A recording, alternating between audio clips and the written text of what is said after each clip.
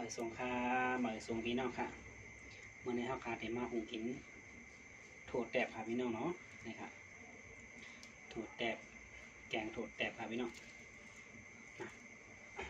เอาขาเต็มมาแกงโถดแตบกินค่ะเนาะเอาขาใส่อันนี้ค่ะพี่น้องเนาะมาเกลือโซมแหเกลือของหวานครับพี่น้องเกลือของหวานนี่ค่ะเกลือของหวาน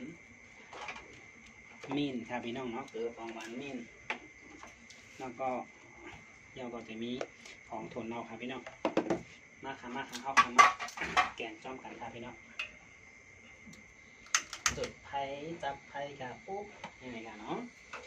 พวกไผ่เข้าขาใส่ยาวนะแล้วก็น้ำโมเข้าขาใส่น้ำเอาค่ะพี่น้องในค่ะเนาะใส่น้ำไว้ค่ะมาส่งขาบุกก็มาส่งขา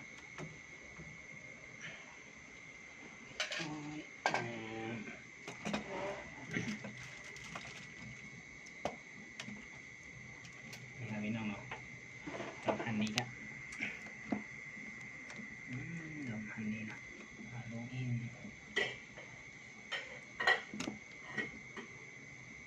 โอเคนี่ครับพี่น้องปล่อยเอากับห่อขาดีใส่หมักเขือครับพี่น้องเนาะเอาหมักเขือให้โอนค่ะเนาะหมักเขือ4 หอยครับพี่น้อง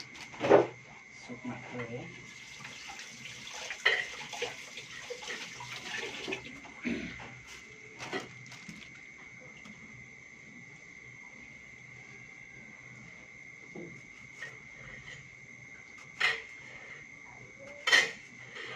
หมักเขือให้โอนครับพี่น้องใส่หมักเขือก่อนกดแอบครับพี่น้องเนาะ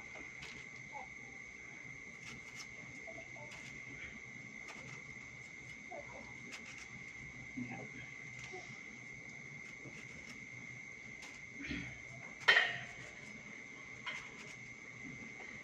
ใส่หมักเขือลง4 หอยครับ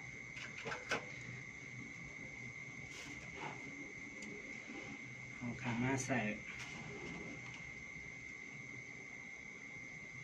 มินอินค่ะเอาให้มันสีมันเหลืองอินครับพี่น้องเนาะ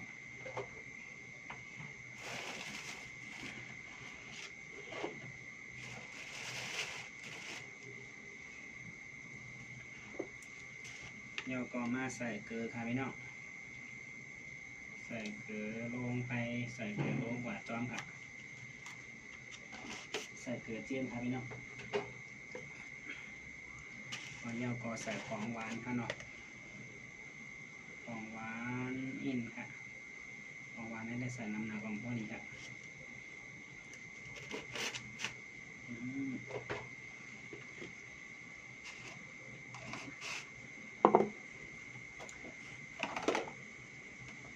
พอเดี๋ยวเอาคาใส่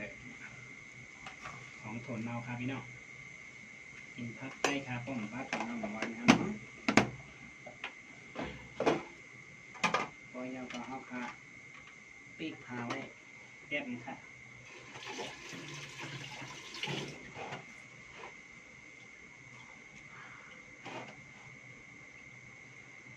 ลืมครับพี่น้องใส่หมักเขือส้มจ้อมเห็นครับใส่หมักเขือส้มนี่นะเนาะ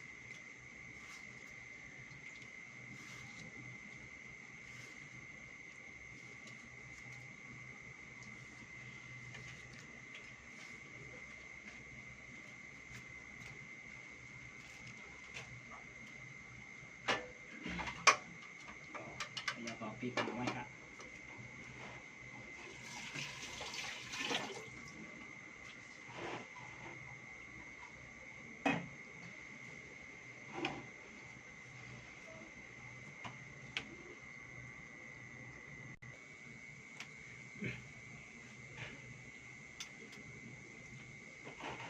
มาส่งครับพี่น้องหมักเขือเอาคาซุกมาเอาเดียวหมักเขือออกมาตำครับพี่น้องทำให้หมักเขือแล้วให้เป็นโคนครับพี่น้องหมักเขือครับพี่น้อง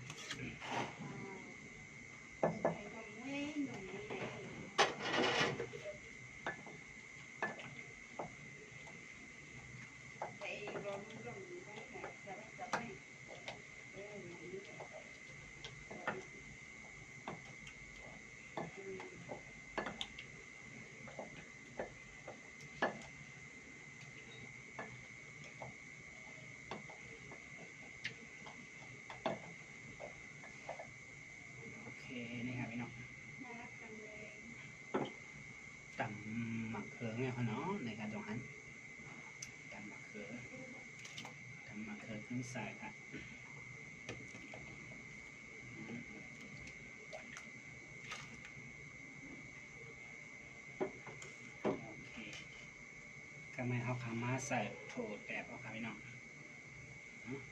สุกเดียวครับพี่น้องเนาะ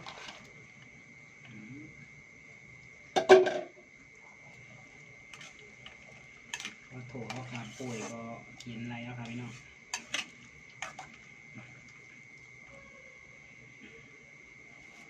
โถเอาครับป่วยนะ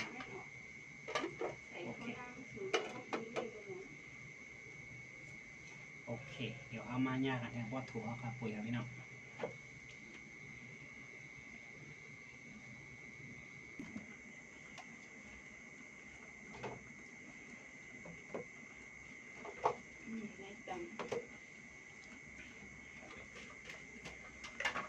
ส่งครับเหมือนส่งครับโถแตกเอาครับป่วยแล้วครับพี่น้องมาชิมด้วยครับ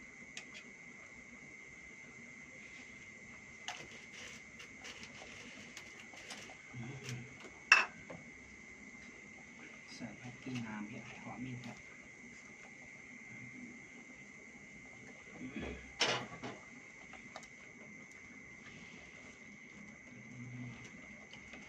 โอเคเดี๋ยวเข้ามากินข้าวจ้อมกันครับพี่น้องเนาะกินโถแตกจ้อมกันครับโถแตกพุงครับพี่น้องสงครามมาสงกุ๊กก็ขาวันนี้มากินอะไรครับพี่น้องโถแตกพุงครับพี่น้องเนาะมาครับกินโถแตกพุงจ้อมกันครับสองนี้พี่น้องก็เลยรู้จักโถแตกกันเนาะ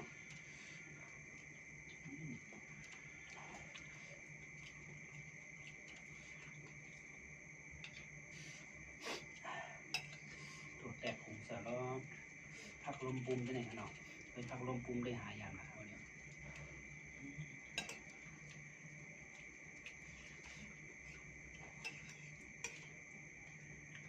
นะครับพี่น้องโถแตกพุงก่อน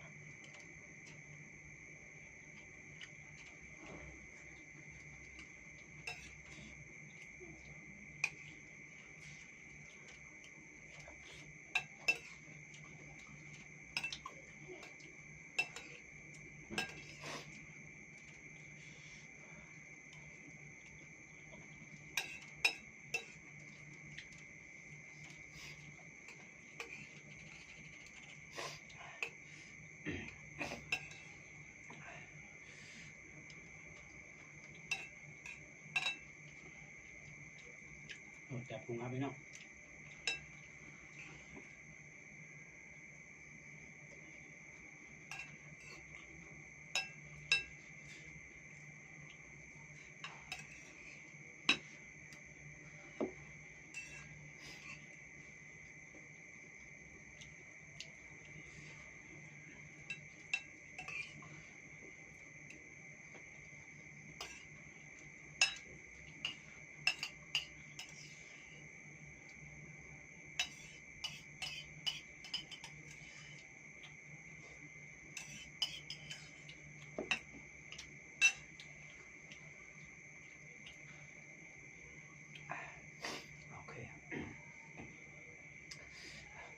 โอเค